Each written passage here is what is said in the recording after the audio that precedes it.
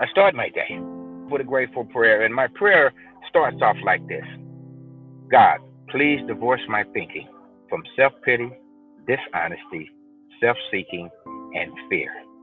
God, inspire my thoughts, decisions, and intuitions today. God, show me how to relax and take it easy. Guide me throughout the day and show me what my next step is to be.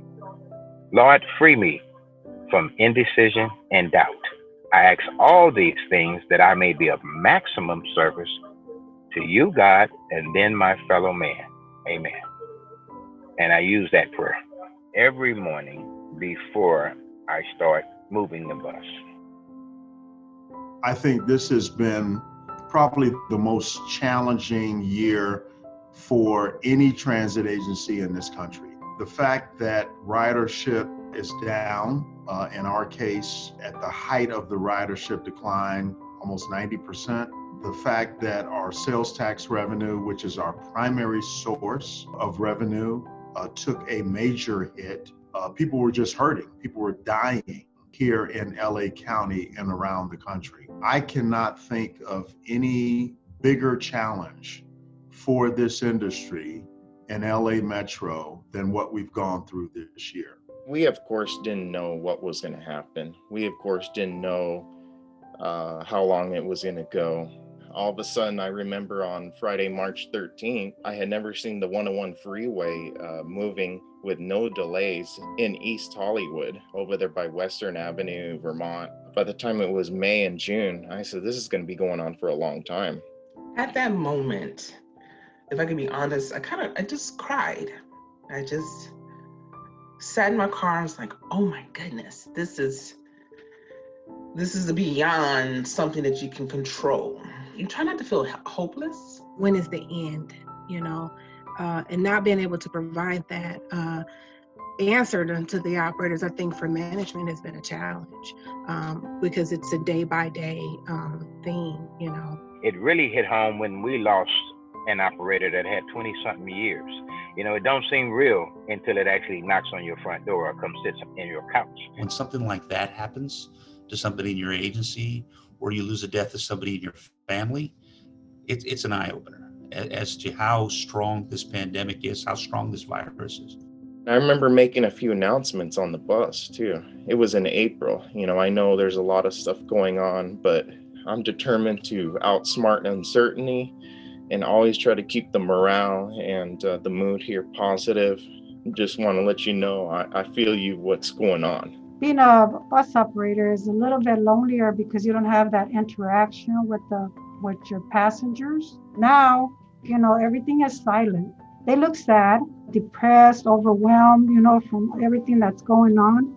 We realized that as this stretched out, that we were going to need long-term goals and long-term plans in order to continue to establish the internal protocols that would keep our mission what it was. One of the difficulties that we had, it was in the beginning regarding personal protective equipment, PPEs. Because the pandemic hit so fast and multiplied so quickly, the shortage in PPEs and masks and gloves was difficult to overcome. It was amazing how one day you were able to go ahead and get parts.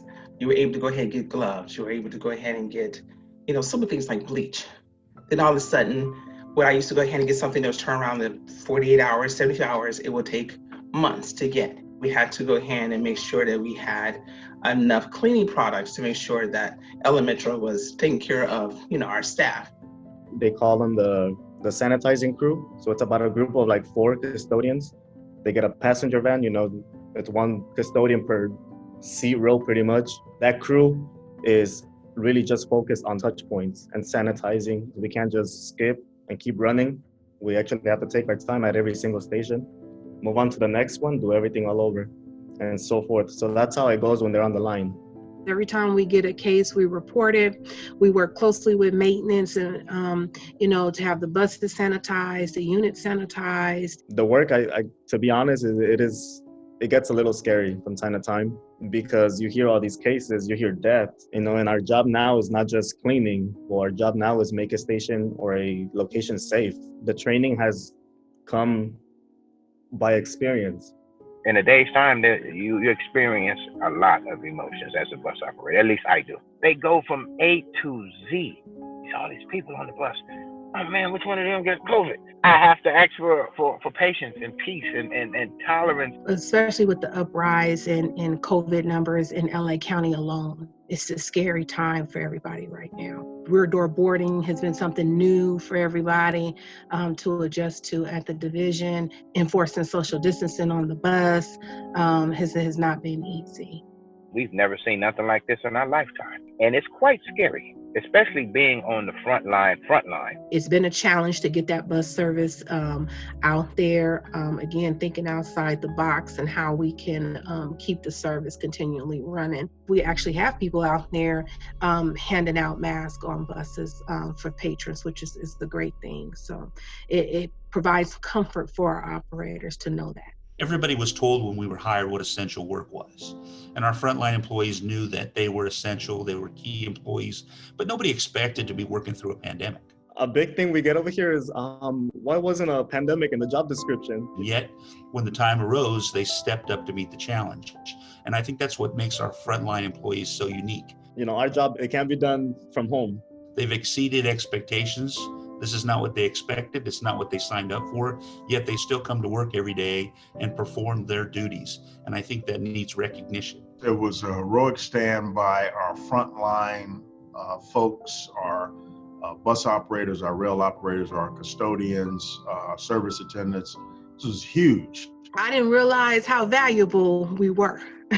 This is some people's sole means of transportation in a big city like Los Angeles. Not everybody is blessed, you know, to be able to afford a car. My family, especially my mother, she relies on public transportation. She works at a nursing home. She's taken it back and forth to work, and she's taken public transportation all of my life.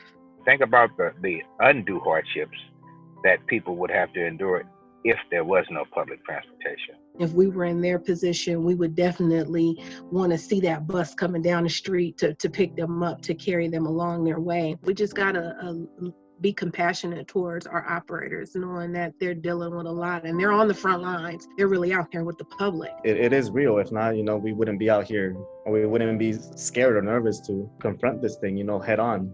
It's changed a lot, man. It has changed me tremendously in terms of my appreciation just for the life that I have today. Everybody stay safe, stay home if you can.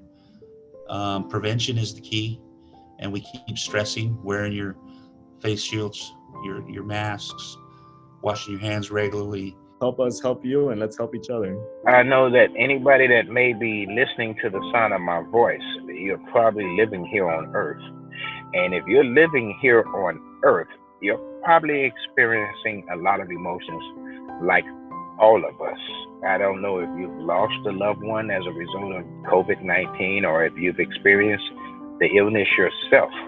But I just ask that we all try to stay healthy long enough, emotionally, mentally, because help is on the way.